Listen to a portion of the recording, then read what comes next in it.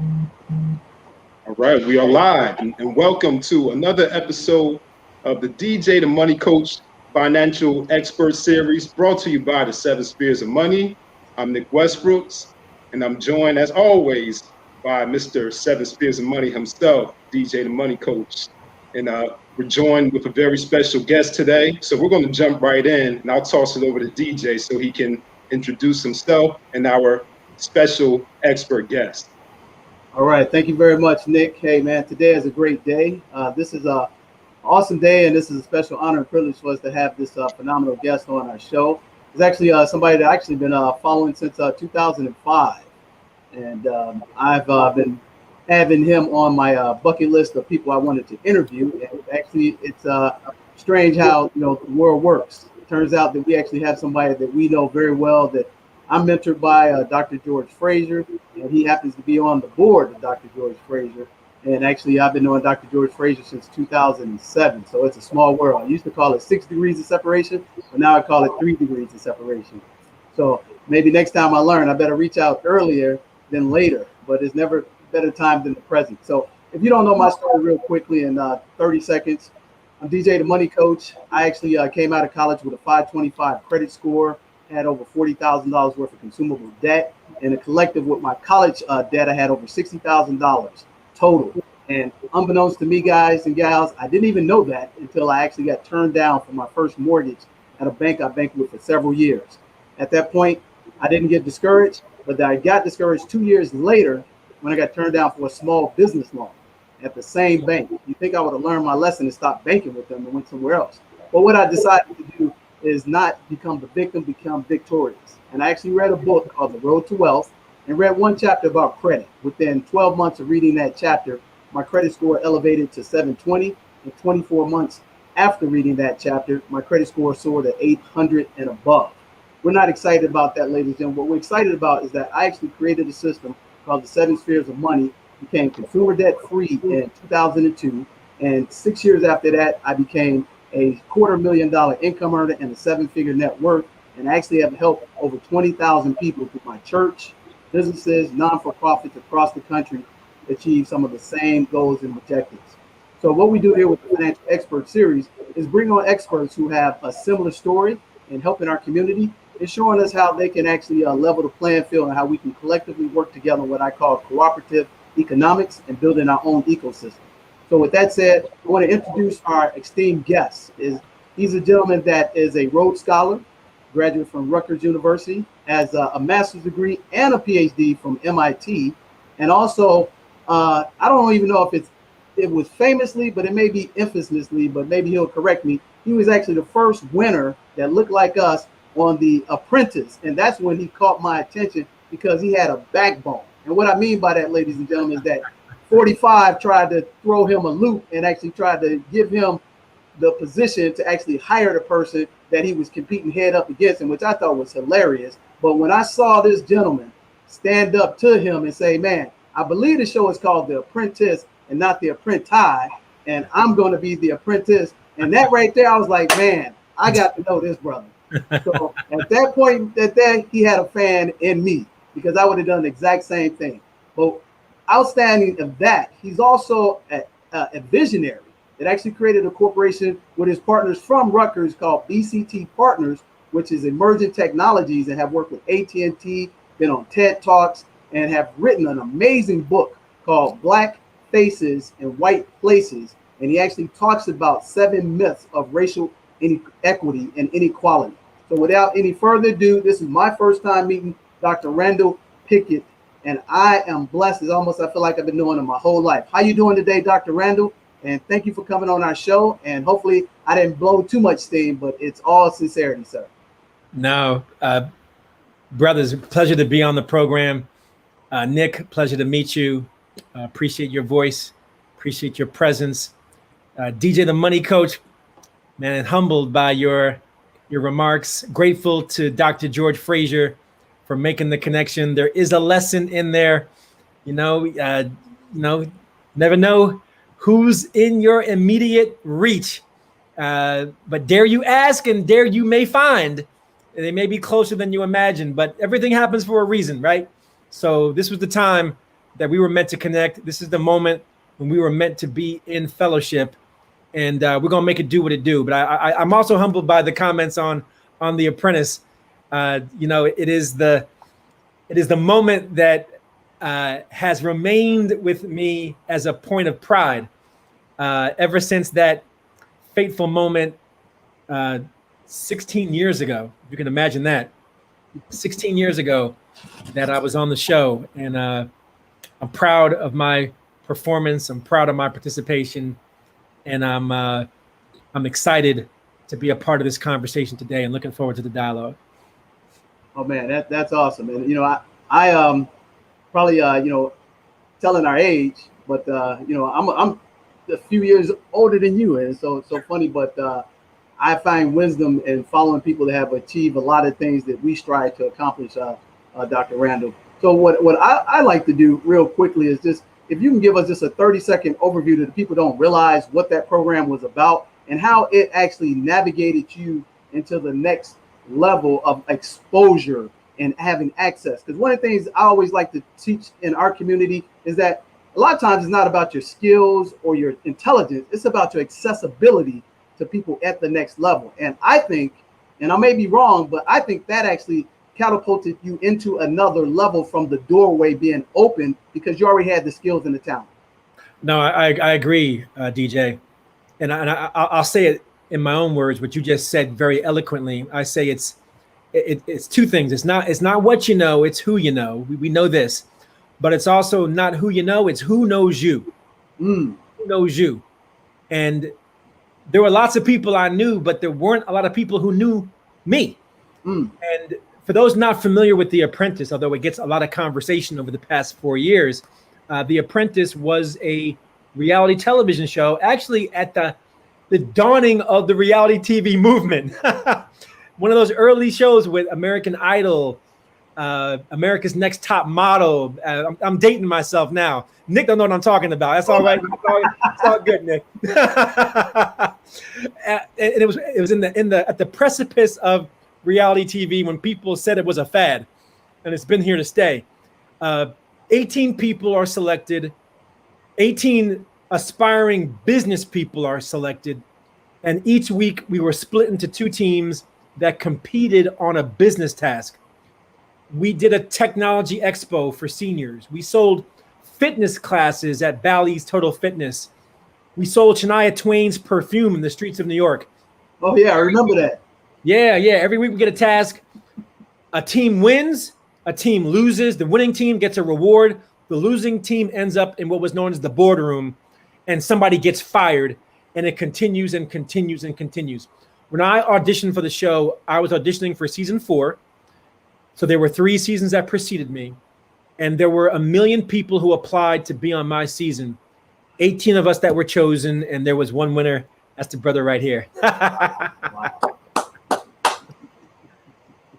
So to your question, though, DJ, The Apprentice was a nationally televised program. I don't think I fully appreciated the power of network television, because I went from being kind of locally known or maybe even regionally known to being nationally known. I mean, it was able to shine a spotlight on me, on my company.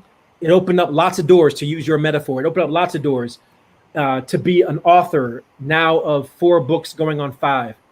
I was doing speaking before, but it catapulted me to a whole other stage of speaking. I went from speaking like 4 or 5 times a year to 4 or 5 times a month. It grew my company, although initially the company suffered because I was doing my apprenticeship after winning the show. When I came back, the relationships, the exposure, the marketing, all of that ended up being a tremendous asset. And now our company is one of the 100 largest companies, Black-owned businesses in the country. We're number 92 on the Black Enterprise BE 100, and we're only going to continue to grow, because where we were last time they released the list, we've only grown even more since then. So it has been a tremendous blessing having been on the show, and I am grateful for the doors it opened. I'm grateful for the image, the positive image of a Black man I was able to project on the show. and even despite all the controversy of Trump over the last 4 years, who I have distanced and denounced over the past 4 years, it's still a source of pride of having been selected and competing and winning that show. Oh man, I mean, absolutely. I mean, you unpacked a lot of things in your story of how things, matriculated through the process. What I got out of it, Dr. Randal, is you leverage the capital that it afforded you to actually open up many more opportunities, and it actually raised the value in people for what your value was on paper. And what I mean by that, like you said, you went from making 4 or 5 speeches a year to 4 or 5 a month. But what you also didn't say is that the speeches went from probably being $1,000 or free sometimes to $5K, $25, $50K, which is what our people really need to hear. Yeah, at the end of the day, like I say, let's keep it a buck. That's real. That's real. I'm a speaker as well, and like you said, what's most important is who knows you. And I didn't understand that until I actually met Dr. George Frazier, because if you can have all the skills, all that talent, but if don't the right people know you, even though you know your value, it may not be able to expand your horizons. And you have mastered that better than anyone I've seen over the past 12, 15 years that looks like us. And I'm not saying that to polish you up, but I'm just saying because I study businesses. And we have another person that we share in common in terms of studying is Jim Collins, who wrote the great book, Good to Great and Built to Last. And I think this is a perfect segue to talk about your business partners in BCT Partners and how you guys founded the business and what are the principles you utilize and how that, dovetails into your TEDx speech in Jamaica and how you talked about the platform with Jim Collins. I had the personal privilege of meeting Jim Collins myself, so I'll shut my mouth and let you do the talking, sir. No, great questions. And I'm a big Jim Collins fan, so we share that affinity. I've been blessed to have met 3 individuals when I was in college, Jeffrey Robinson, Lawrence Hibbert, and Dallas Grundy. They were my college classmates. Jeffrey was my roommate in college, and Dallas and Lawrence were also roommates and a year behind us. We all met through an organization called the National Society of Black Engineers. We were all engineers, also known as NSBE, also known as NSBE Love. NSBE is like an informal fraternity sorority. I mean, its members are very passionate. We all can recite the mission on the drop of a dime to increase the number of culturally responsible Black engineers who succeed professionally, excel academically, and positively impact the community. That's what we do through NSBE. Hey, John, real quick, can I interject? My 16-year-old son is a member of your organization at a full scholarship at University of Texas Engineering. And you wanted to go to MIT. I would love to introduce him to you, but go ahead. I had to put that in there. No, shouts to your son, shouts to you and the family. Congrats on that. NSBE was a tremendous training ground for us as knuckle-headed, hard-headed, rough around the edges, young Black men trying to find their way in the world of professional endeavors. And we met each other, and let me put a little bit of backdrop on it. Like, we were at Rutgers in the mid-1990s. Now, if you know the mid-1990s, this is like the second wave of hip hop. Like, the first wave was, the hip, the hop, it was a little more disco, a little more rhyme. There you go. That's right. Baby. That's right. The second wave was Public Enemy, Eric B. and Rakim. It was Boogie Down Productions. It was Queen Latifah. It was Salt and Pepper. Like, it was X-Clan. It was a consciousness in that second wave. Sir. And it was part of a broader cultural movement around Black economic empowerment, recirculating Black dollars. Black Expo came to the forefront in the mid-90s. And you had people wearing dashikis and kente cloth and all kinds of cultural phenomenon taking place in that era. And we got swept up in that whole movement. Like, we were all about Black economic power, Black entrepreneurship, Black jobs by Black people. I mean, like, that was us. And so we said, you know what? Let's not just talk about it. Let's be about it.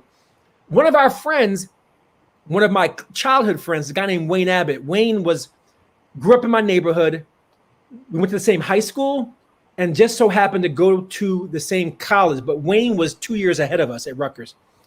Wayne started a business when he was a senior and we were in our second year, Jeffrey and I, Lawrence and Dallas in their first year. Wayne started a company selling Afrocentric t-shirts. Make a long story short, when we saw Wayne running a business at the age of 20, and we did not know any entrepreneurs, much less entrepreneurs our age, all of us said, yo, if he can do it, we can do it too. So we came back the next year and launched our first venture as students at Rutgers, selling compact discs out of our dorm. There was no music store on campus, so we were hustling CDs. Now, for those who don't know, CDs are the small, shiny discs where we used to buy music, and you had to buy it from a store. There was no download. I'm sorry, I got to date myself again. It was almost like talking about the Walkman. Yeah, exactly. Or 8-track. Right. So we sold CDs out of our dorm in the dining hall. We would deliver it to your doorstep, and we got our feet wet running the business, and it just took off from there. I'm gonna fast forward to the end of the story. 28 years later from selling compact discs, the four of us are still in business together. We run a multi-million-dollar company that provides technology consulting, data analytics, management consulting, research, training, the list goes on. And not only are we still in business together, we're still the best of friends. I describe us as New Edition with no Bobby Brown.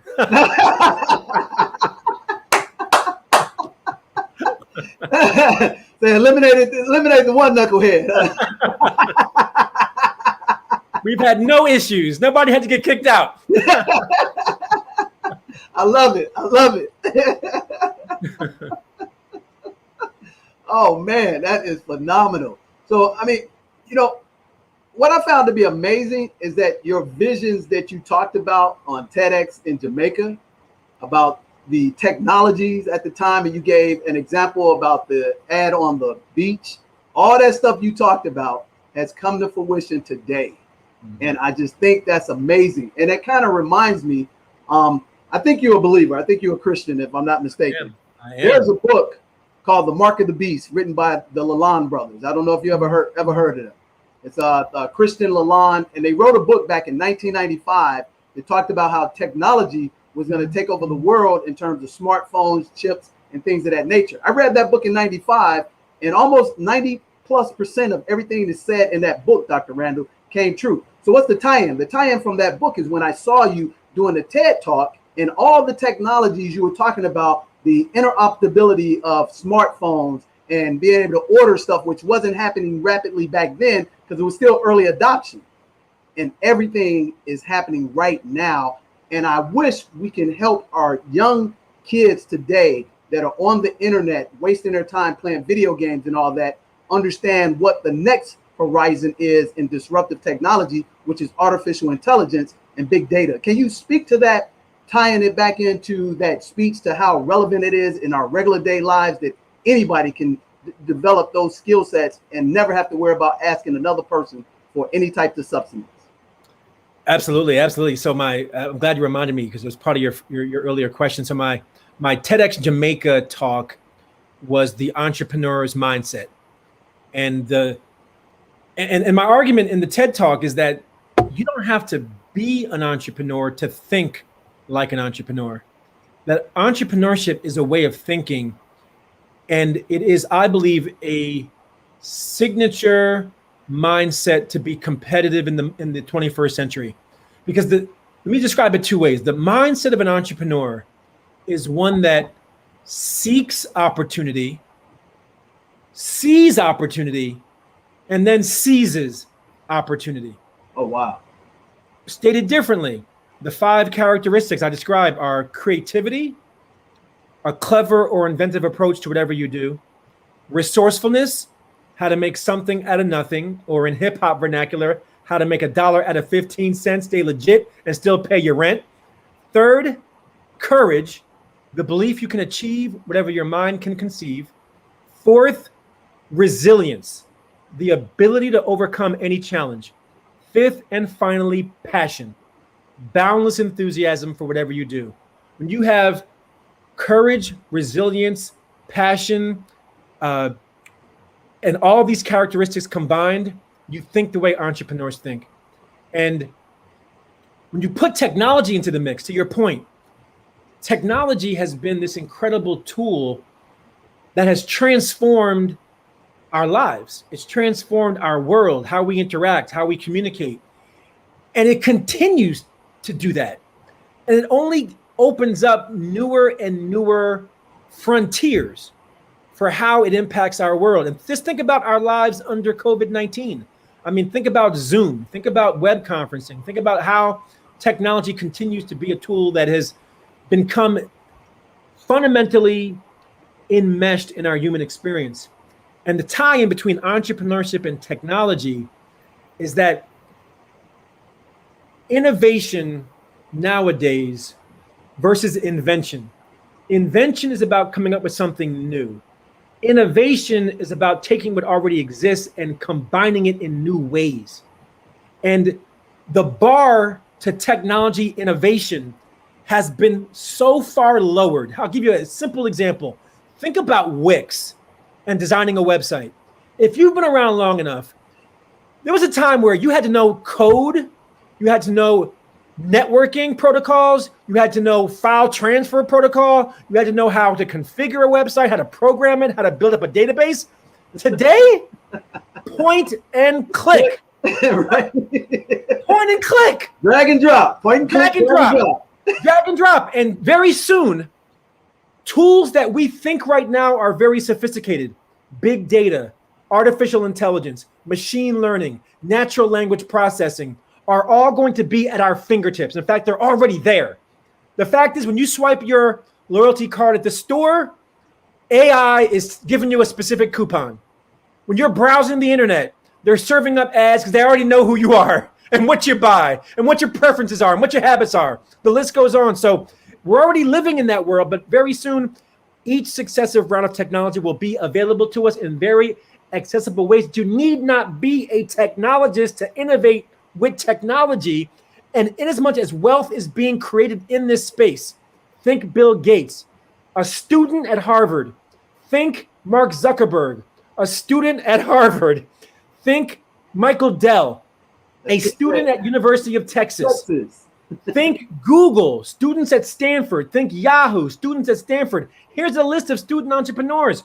Nike, Pizza Hut, Subway. It used to be called Kinko's. Now it's FedEx Office. I'm again dating myself. Federal Express, overnight mail. All of these are examples of young people who took the leap of faith. In fact, Sean Diddy Combs, Howard University, Russell Simmons, Def Jam Recording, City University of New York. All these innovators stepped in, had an idea, and have now created wealth. And so entrepreneurship and technology have this inextricable link, but don't be fooled. You do not need to be a technologist to innovate with technology. Just need the mindset of an entrepreneur. Oh, wow. Can you say that last statement one more time? Because I don't think people understand that we put such an emphasis on coding now that we make it seem like only some special group of people, one tenth of a percent, can do this, and then they rule the rest of the world, and they don't have social skills, but they end up having people come back to them. It's like high school. The nerd gets revenge, and now he gets the pretty girl while the jock is sitting on the sideline. That's right. I'll say it again. You need not be a technologist to innovate with technology. All you need is the mindset of an entrepreneur. That's that creativity, resourcefulness, courage, resilience, and passion. Wow. Let me play devil's advocate for a quick 5 seconds. Should we be afraid of this technology like Minority Report, like Enemy of the State, and just like the Mark of the Beast? Should we be afraid of this at all, Dr. Randal? We absolutely should. I'm going to say that emphatically. Yes, yes, and yes. There's a great documentary I recommend for anyone, The Social Dilemma. Oh, yeah, I saw it twice. Yeah. I made my kids watch that documentary because, of course, they live in the digital world. And for those who haven't seen it, I won't give anything away. I'm not no spoiler alert. Don't worry. Basically, they're interviewing former employees of all the big tech companies, former Google, former Facebook, like folks who work behind the scenes to do the following, to try to get your attention, because by getting your attention, they're able to generate more profit.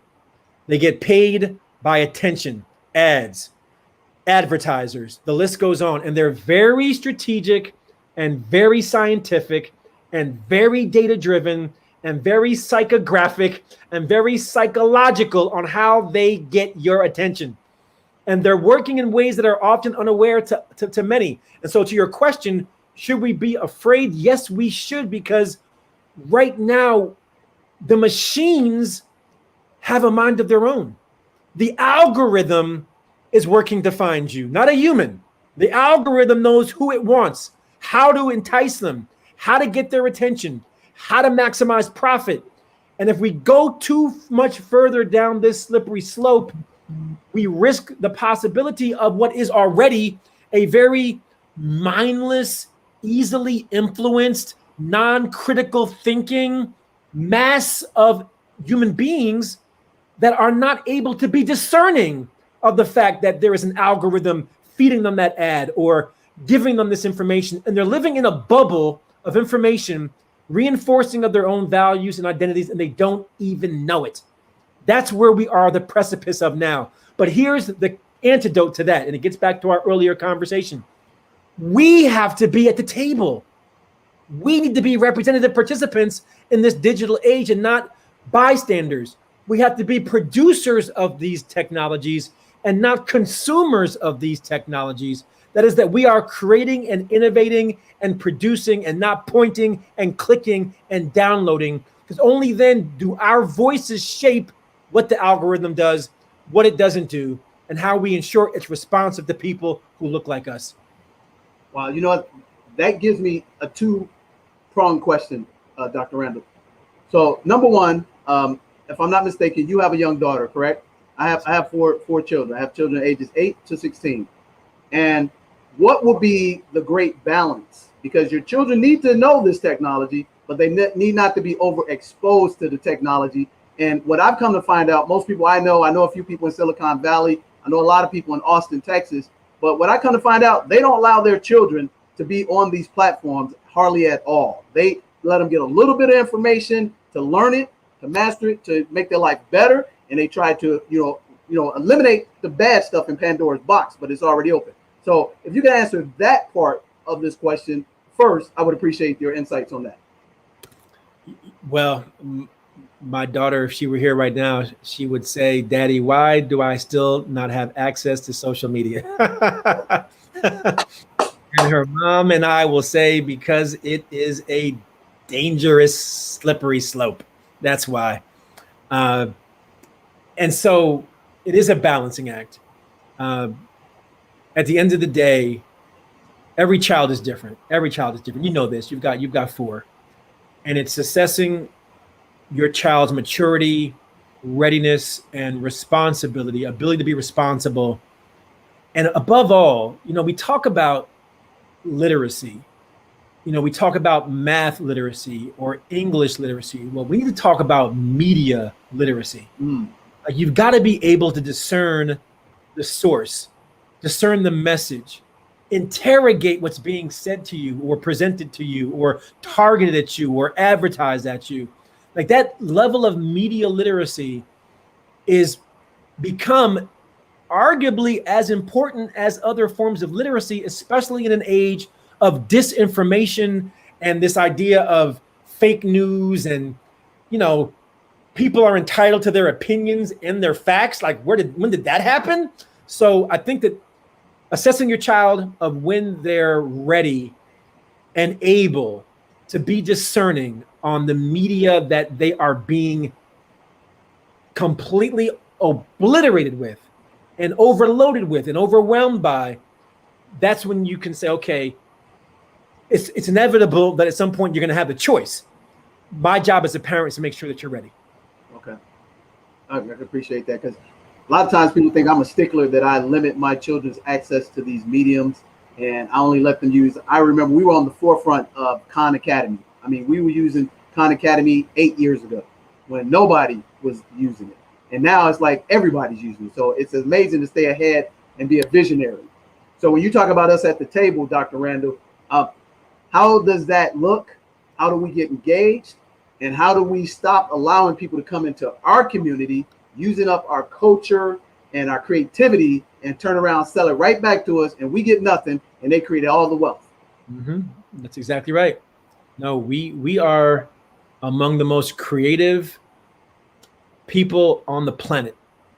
On the planet. I say to student audiences, if you listen to those 5 characteristics and think about Black people: creativity, yeah; resilience, yeah; courageous, yeah; passion, yeah; resourceful, yeah.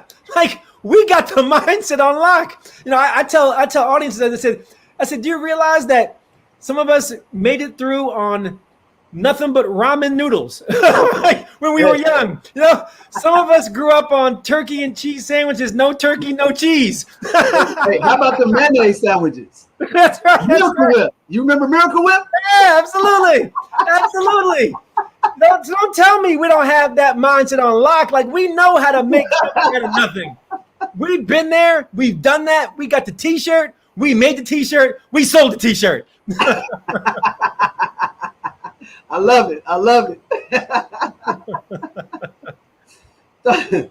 Man, this is great. This is amazing. Again, I thank you for your time. So with that said, I have a mindset that people talk about, you know, STEAM. Have you ever heard of Dr. Carol Dweck?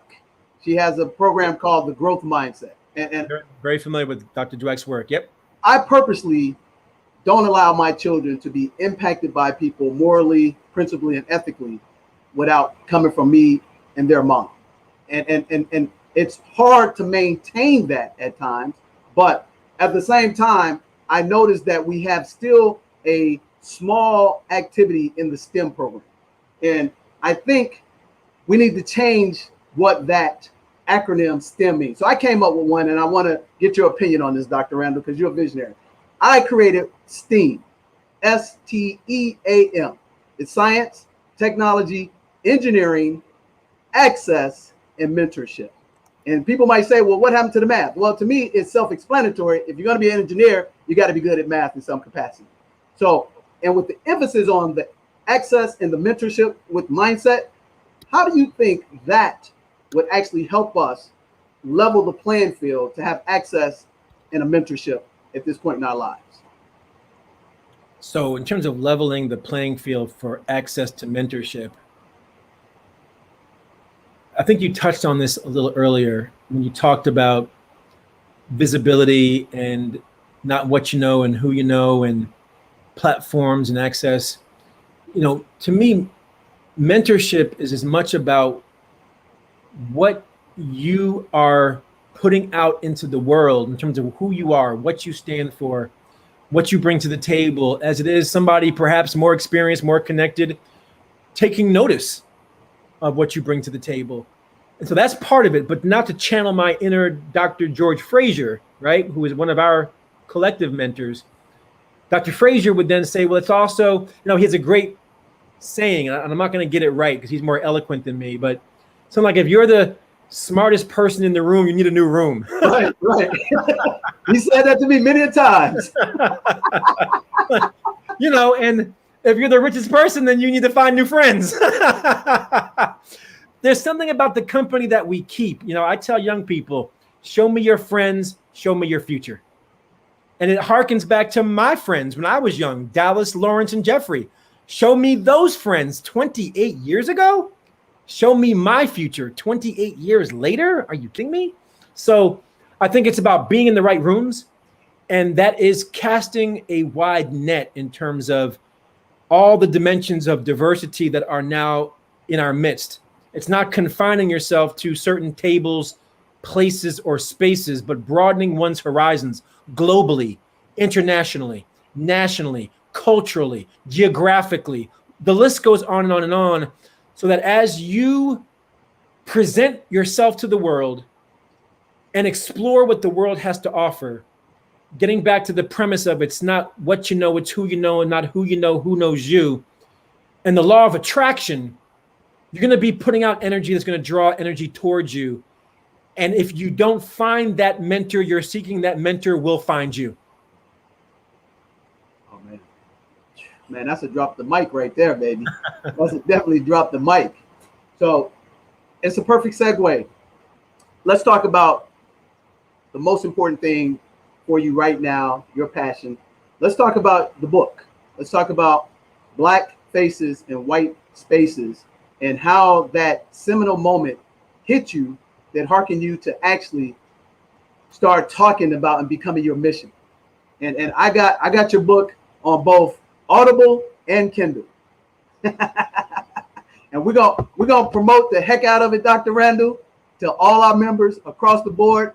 And I'm a guy, like, once you get a good book, like Good to Great with Jim Collins, and you get to meet the person, now I'm going to become the best advocate.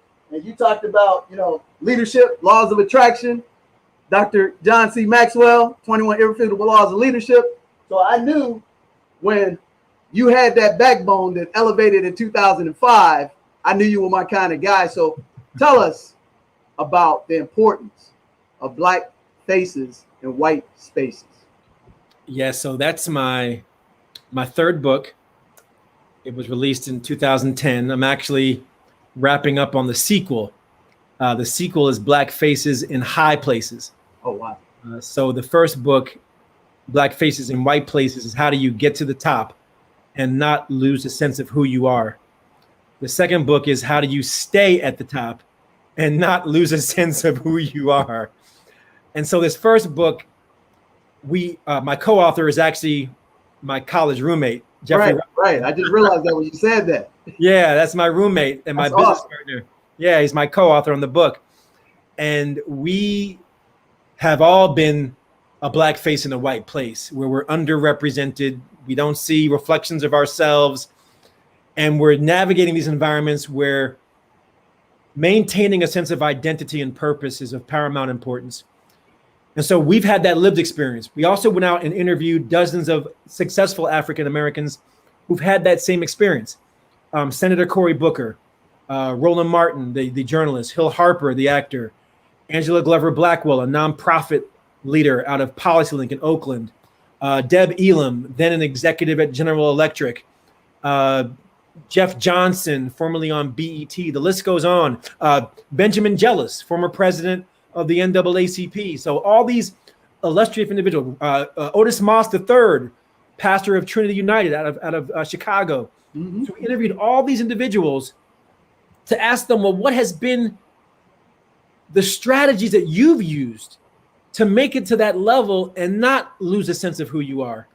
And as we were interviewing these individuals, we started hearing patterns of what they were telling us. Things that one person said and then somebody else said in perhaps different words. And then we realized that there were these recurring themes, almost like Good to Great has those principles of what it means to go from good to great. We found principles of what it means to be a Black face in a white place who's grounded in their identity and certain of their purpose. And we call them the 10 game-changing strategies. In fact, the full name of the book is Black Faces in White Places, 10 game-changing strategies to achieve success and find greatness.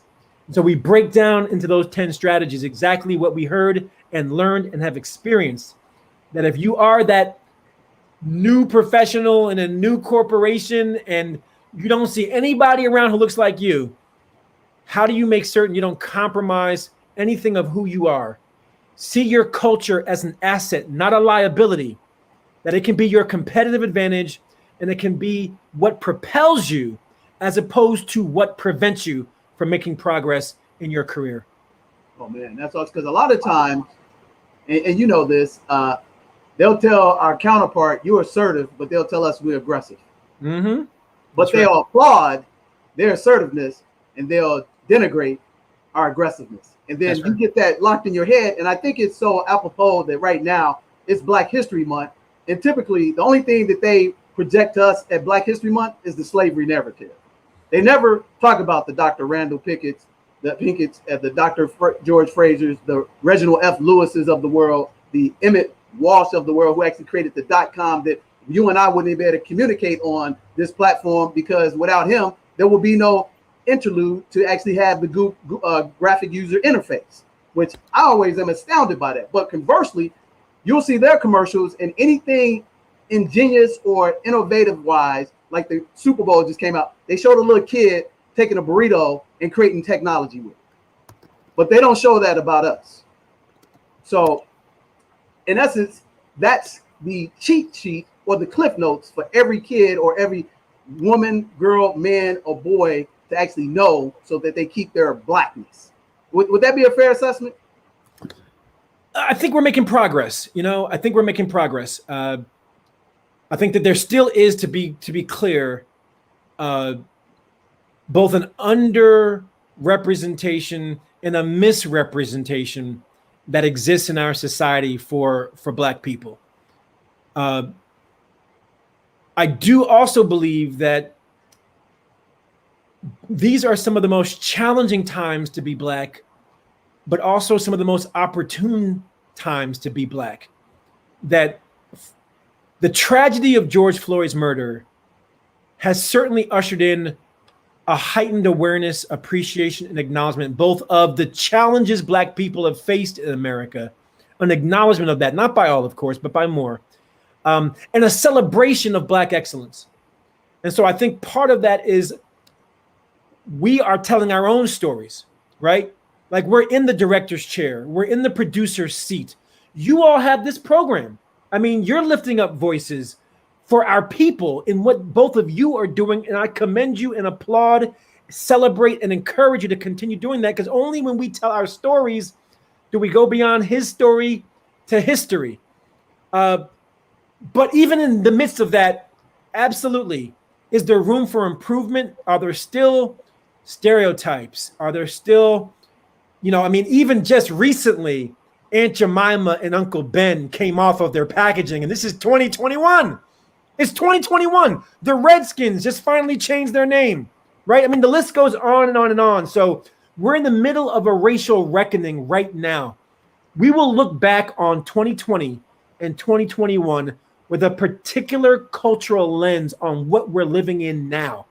Unlike Rodney King, unlike Trayvon Martin, unlike Eric Gardner, unlike Sandra Bland, unlike Michael Brown, unlike anything we've seen, George Floyd's murder catalyzed something, and we're now trying to determine, is this a moment or is this a movement? My hope is the latter, that there are fundamental changes to your question around how we are presented and represented, both giving us greater power to tell more of our stories, and those in power acknowledging the excellence that has always been a part of our story.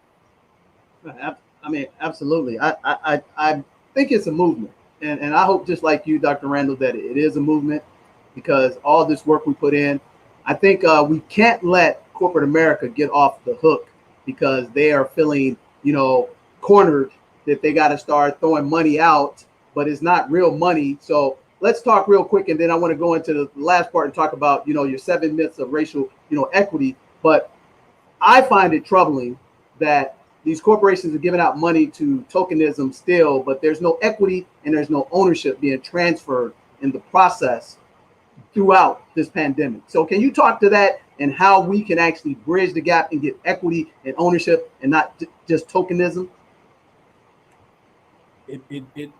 For me, it begins and ends with entrepreneurship. You use the magic word, ownership. And I will layer on top of that word ownership, intergenerational wealth. Intergenerational wealth. There aren't a great many things that you can pass down from one generation to the next. You can pass down wisdom and hope it survives. You can pass down the legacy of your family as a function of the generations that preceded you. But among the most tangible, most practical, and quite frankly, most valuable things you can pass down is wealth. And you only amass wealth through owning something. And so I think the way that we move beyond tokenism is to more fully embrace entrepreneurialism. And that means starting young. There's another subtle dynamic in my story. I mean, one dynamic of my story is, 4 Black men met in college. Another dynamic is that they came together, they stayed together. Another dynamic is they were 19 and 20. like they were kids, which meant the following. We had a lot of runway to make mistakes, to get it wrong, to fail, to fall down, to do the dumb thing, and then realize what the smart thing should have been. Like, that's our story. What I didn't share with you is that we've launched 5 companies over 28 years. 4 of those companies failed. They're gone. They don't exist. But we learned each successive lesson to where BCT is now 21 years in the making. And so if we instill that message in our young people, that's why my first book was Campus CEO, the student entrepreneur's guide to launching a multi-million-dollar business, to say to young people, you need not wait until you're older or more experienced. You can start right now. I started selling compact discs. You can go out there and just shovel snow. I don't care what it is. Dip your toe in the entrepreneurial waters, because once you get a taste. And one last thing I'll say, one last thing. Here's a deep statistic. The number one predictor of whether you will own a business is not your race, not your education, not your income, not where you grew up. It's whether your parents owned a business. If your parents owned a business, you are most likely to own a business. Why? Because it demystifies the whole concept of ownership.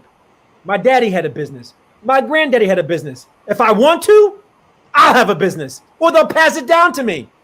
That's that intergenerational transfer of wealth that leads beyond tokenism to ownership.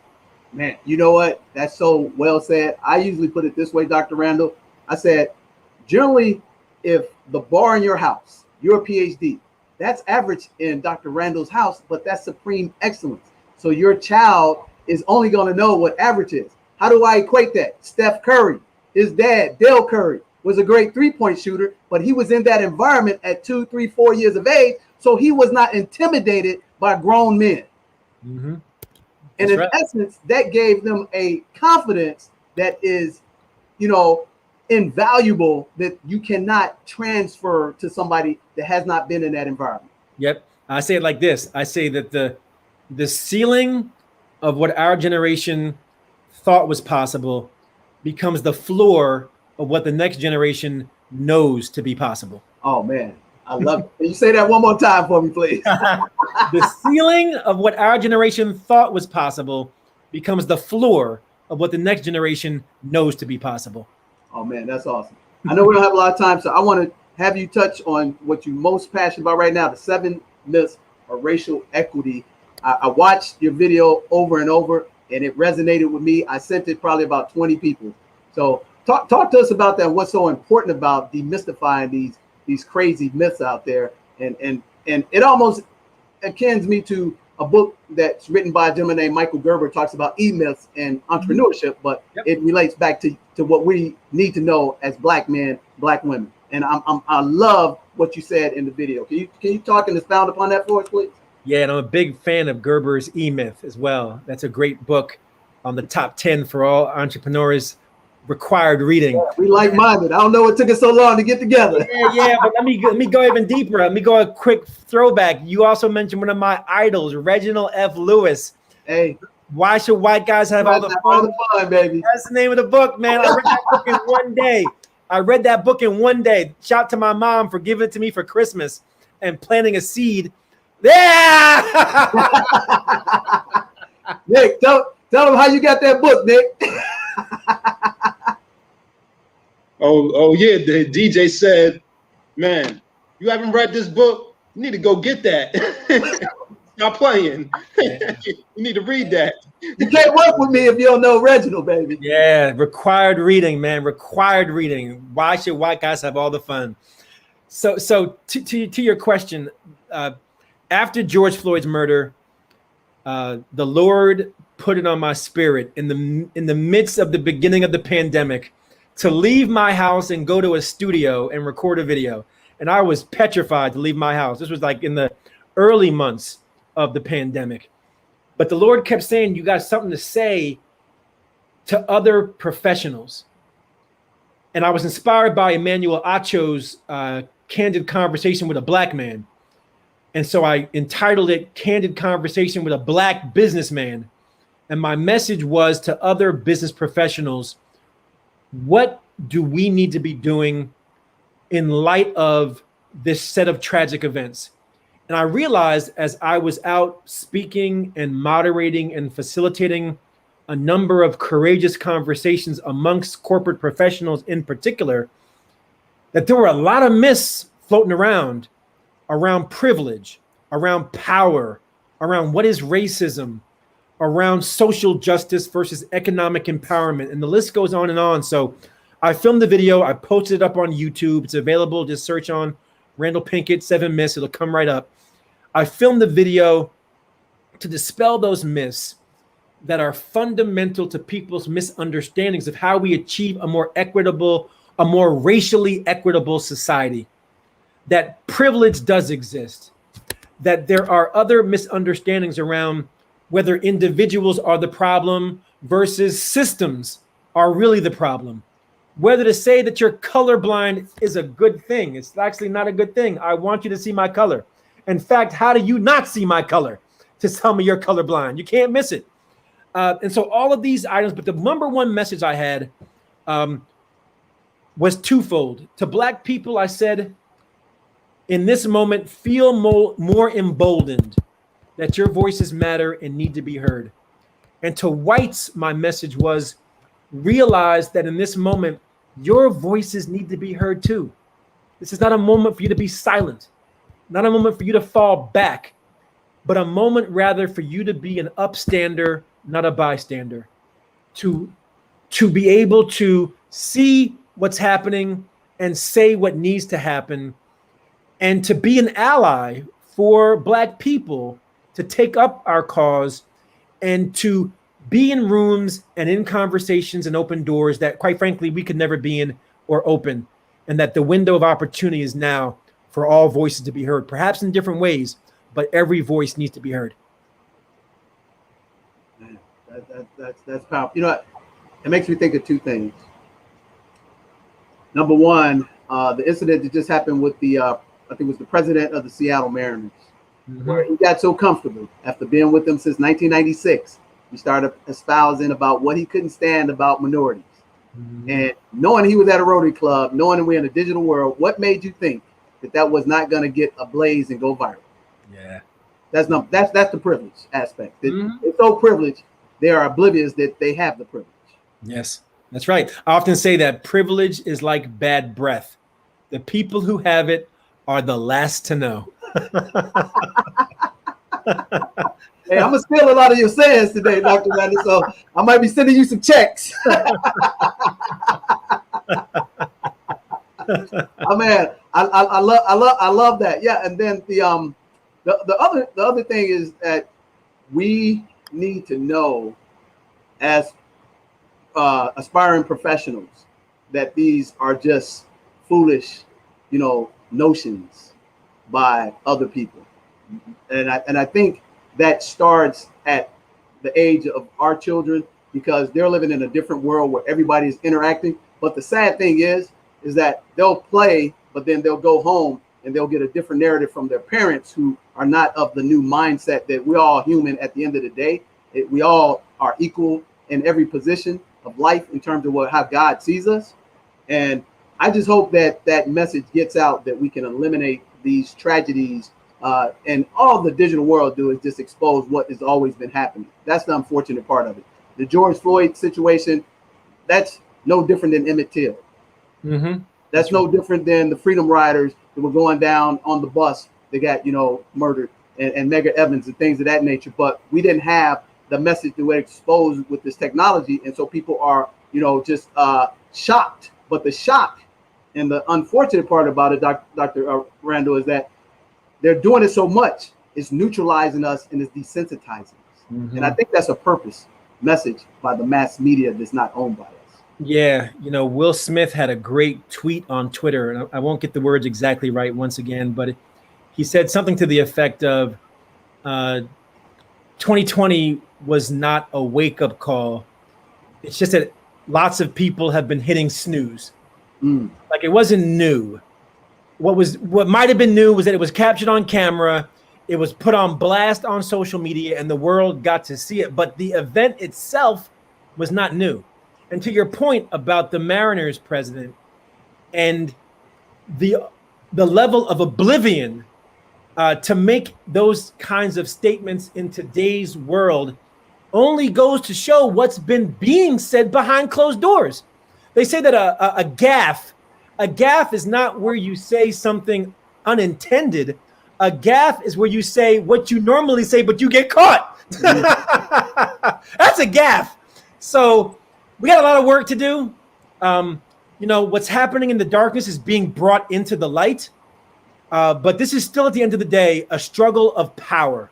And power concedes nothing without a struggle. And so for us to really find a seat of power at the tables of wealth and intergenerational wealth and the like, we're going to have to continue to dig in our heels and do the work around wealth building, around entrepreneurship, around advocacy, around opening doors, around helping each other. Like, we got to continue to push this ball down the field. And we are in a moment unlike any moment we have seen in our lifetimes. It is incumbent upon us. Like, many of us look back on the civil rights generation and have fantasies about what we would have done, right? Well, guess what? We're in our moment now. And so if you haven't asked the question in the last 12 months, what more can I do? You've missed the memo. You missed the memo. We will look back on this era and this time and ask, what did we do to turn the moment into a movement? Shame on us if the answer is we did nothing. Man, that's sad. So I know your time is very valuable. So we'll wrap up here 30 seconds, Dr. Randal. We appreciate you coming on our platform, and we would love to, have you back when you have time in the near future, sir. I would like to ask you, what are the 3 things that you are most excited about in 2021? And if you had a chance to go back in time and talk to the young, Randal Pinkett before he became the doctor, what would you say to him?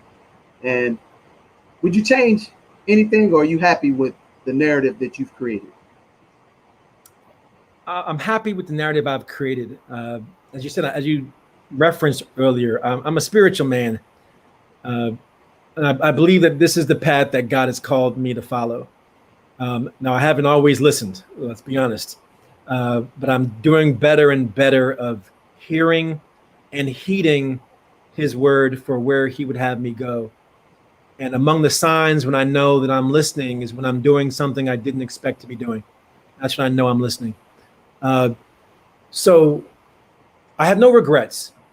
I'm proud and humbled by the doors that God has opened for me, from the Apprentice to the Rhodes Scholarship to entrepreneurship to authorship to speaking to having the opportunity to be on programs like yours. I mean, it's just been a tremendous blessing. I'm really humbled by the life that he's granted to me. 3 things I'm most excited about. I'm ridiculously excited about the future of BCT Partners. We have never been in a stronger position for growth. And part of that is because our mission is centered on equity, and people are literally beating down our door because they want to do better on matters of equity. And that's encouraging. We've never been in greater demand because the work we do has never had greater attention. I'm excited about that. I'm excited about this next book, Black Faces in High Places. Dr. Robinson and I are putting the finishing touches on that, and it's set to hit bookshelves not for some time, probably not until a year from now, Black History Month 2022. So stay tuned. But I'm also negotiating a deal to turn the 7 Myths of Racial Equity also into a book. Oh, wow. So I'm close to having a deal on that. Stay tuned on that. Maybe when I come back, I'll talk about that. Awesome. But I'm excited about those projects. And lastly, I'm encouraged that the moment will be a movement, that we will be able to look back on 2020 and 2021 and realize that we made real progress, that as a society, we were able to lift up greater awareness of issues that have been plaguing our society into a new reality that we can look back on with pride. I know the leaders of the civil rights movement look back on that movement and will say, was it perfect? No. But did we make progress? You darn right we did. I'm hoping we can do the same. That one of my favorite quotes, our greatest responsibility is to be good ancestors. This is our moment to be good ancestors and ask, what world will we leave for the next generation? And so that's what I am most excited about. And as I look forward, that's what I'm most hopeful for, that the moment will be a movement and it will transform the experience of future generations. Oh man, that's awesome. Well, we normally close out our show, Dr. Randal, is that I'm gonna call him my apprentice. He's hired. He's hired. Nick does is he's the glue that puts everything together. I couldn't have got you on the platform without Nick corresponding with your people. And I'm envious that I wish I could have had somebody like you and I to be able to mentor me when I was at Nick's age, because I didn't meet Dr. George Fraser till I was in my mid-30s. So what I have always wanted to do is to give back immediately. And what we always like to do is put them into the forefront. So what we do at the end of our show is we allow Nick to tell us what he gleaned out of our financial expert guests. So Nick, if you can encapsulate and summarize what you got out of this amazing interview from Dr. Randal Pinkett.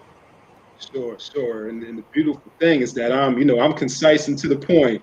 Just a couple funny anecdotes though that I'll point out before I get into my three takeaways. The first, going back to the beginning of the conversation, I think around 2005, I was about 14 or 15.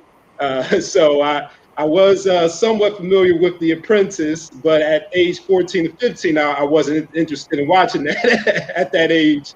But I am very familiar with the "you're fired, you're hired." I'll always remember that phrase. And actually, around that time, I was also in the CD business. I grabbed one of these to show people what they look like. Yeah, the CD business. Yeah, the early 2000s. Oh yes, sir. But anyway, I think one of my first takeaways is the importance and the significance of relationships. From the mutual connections between Dr. Pink and the DJ, to the fact that Dr. Pinkett started his CD business at with some guys he met at age 18, and they're still in business and built $1 million business together almost 30 years later. That truly exemplifies the importance of connecting with the right people. And another book that DJ and I read that we highly recommend, Never Eat Alone, Keith Razi, he says the formula for success in life is the people you meet plus what you create together. And that's exactly what we heard in this conversation. And my next takeaway would be the importance of control and ownership. We talked about AI and big data and the importance of creating the technology and being in control of the technology and owning technology, as well as intergenerational wealth, building intergenerational wealth, and the importance of ownership and making sure that ownership within our families is the norm rather than the exception. So those are my takeaways.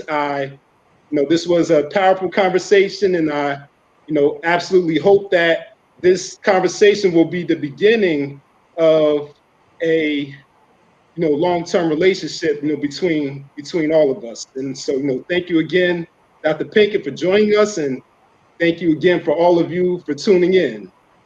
So with that said, Dr. Pinkett, where can we reach you and your contact information? How can we get your book, sir, so that we can get it out to everybody that we know sooner than later? And definitely your first book, The CEO on Campus. I think that's what you said, The Campus CEO. Wow, I got to get that in my son's hands like yesterday. So if you could be kind enough to give us the contact information that Nick can put across the screen and in the description as we wrap this out, we definitely appreciate your time, sir. No, thank you, brothers, for the time, for the fellowship, and for your voices. You can reach me all things Randal Pinkett. Go to Randal Pinkett with one L, randalpinkett.com.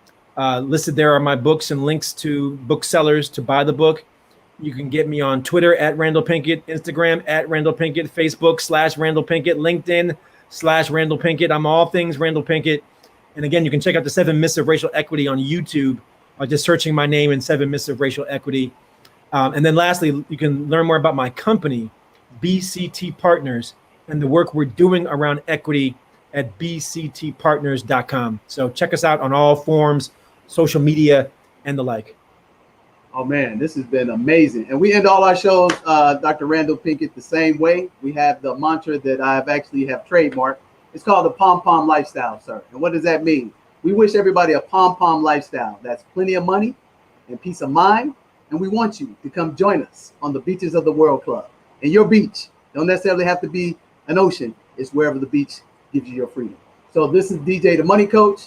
And thank you again for our privileged and most honorable host, Nick. And thank you for our esteemed guest, Dr. Randal Pinkett. This is us. We out. Enjoy the Pom Pom lifestyle. Thank you very much.